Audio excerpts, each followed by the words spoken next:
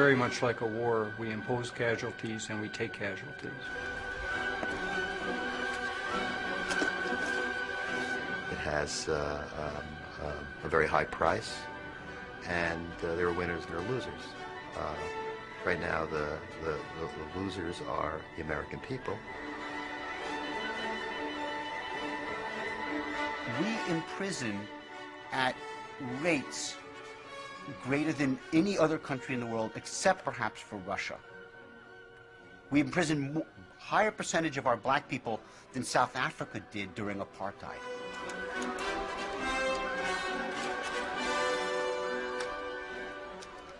But it's a big business.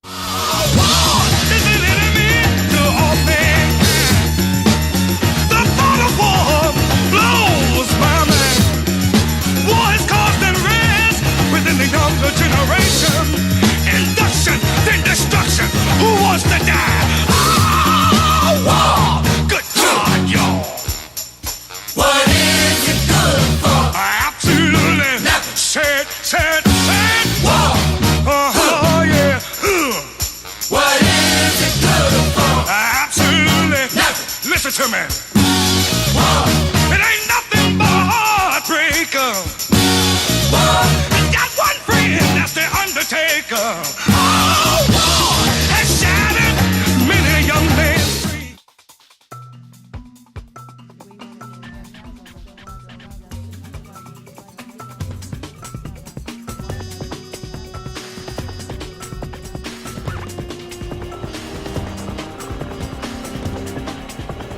Until you classify things in different ways, you can't generate any meaning at all. So it's an absolutely fundamental aspect of human culture.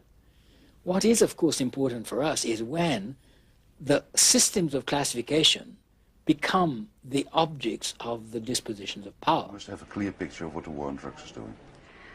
I think that what we see is not a war on drugs, it's a war on poor people with drug involvement. And the casualties are terrible. We have a two-tier system in this country of dealing with substance abuse. If you're white and a child of privilege, you're likely to end up in drug treatment if you have a drug problem. If you're poor and a person of color, you're likely to end up incarcerated. 1 out of 4 young black men in their high teens and low 20s, 1 out of 4 young black men were either in criminal justice custody, in prison, or under criminal justice supervision at any point in time. They did the same study again, they updated it. The statistics were now 1 in 3. Their prediction is that if things continue as they are, by the turn of the century, it'll be 1 in 2. It ain't nothing but a handful of us blacks here. And they almost got every last one of them off the street. Everybody's locked up. Yeah, we always. You know what I'm saying? We just want to know why is everybody locked up. At the time when they took me and booked me in and put me into the holding tank, it seemed like every 2 or 3 minutes they were bringing 2 or 3 more people in there.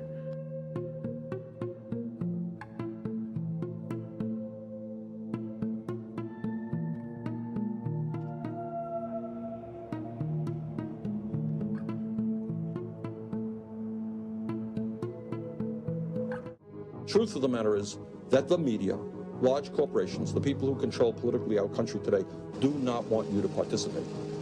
That's only bad for them. They want a low turnout of primarily upper middle class people. They want big money to dominate the political process. Their nightmare is that young people, lower income people, working people jump into the political process. They do not want that. I want to be more informed about the whole thing because like a lot of my folks is basically like fuck voting, voting ain't shit. She the only reason why I even got into the whole electoral process. Remember George the Daddy lost his job because black people voted. Remember Newt Gingrich lost his job because black people voted. Yeah. The accusation currently is that the deployment of machines migrated from the inner cities where they had been already placed out to more affluent Republican areas of town, and that this disenfranchised particularly African American voters and added votes to the Republican side of the ticket. In my affluent, predominantly Republican community where 62% of the people voted for George Bush in the 2000 election, lines were not a problem.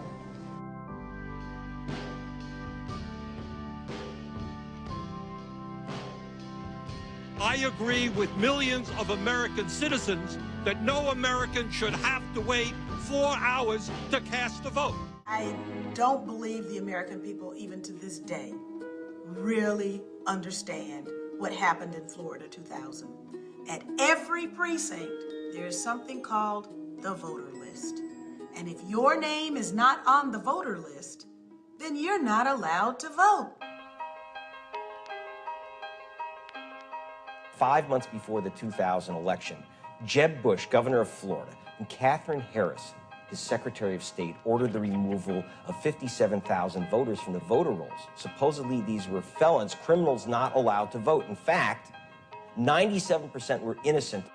And it just so happened that most of them on that list were Black and Latino. I'm not guessing because I got a hold of the computer files. Next to the names are the voters' race. The black vote, which is so instrumental when our vote is counted, was again targeted in several ways. The longest lines, the most eliminated provisional votes, the most inconvenienced, the most victimized by precinct manipulation, with machines unused in warehouses. The machines were dry while the voters were wet. The lines in the black precincts were 2, 3, 4 times as long as those in the suburbs. Now, some say, well, gee, that's just an accident. When you see that kind of an event, you better believe someone intended that. Now, why was that intended? Because somebody doesn't like black Americans? No. It's because black Americans have this propensity, statistical propensity, to vote 9 times out of 10 in support of a Democratic candidate. Now, why was that intended? Because somebody doesn't like black Americans? No. It's because black Americans have this propensity, statistical propensity, to vote 9 times out of 10 in support of a Democratic candidate.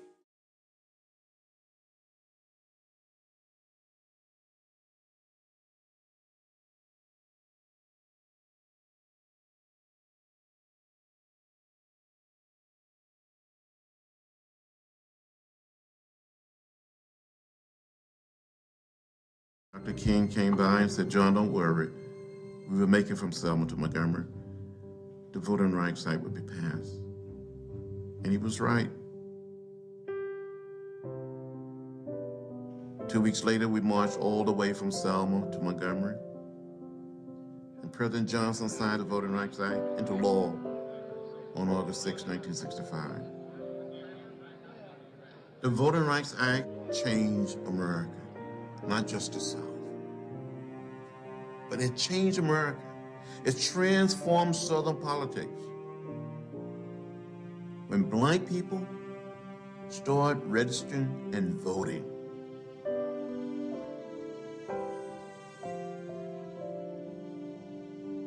So what happened in Florida and Georgia reminded me of the dark past.